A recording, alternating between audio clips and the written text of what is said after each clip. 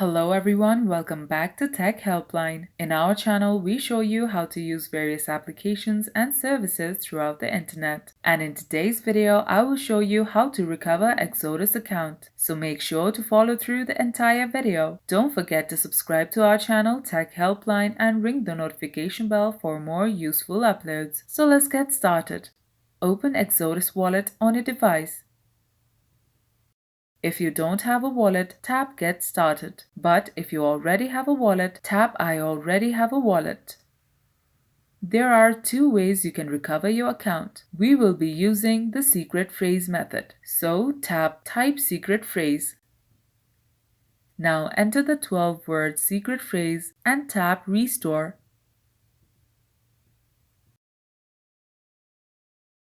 So that's how you recover Exodus account. If the video was helpful, please leave a like and mention your feedback in the comment section below. Thank you for watching and we will see you in the next one.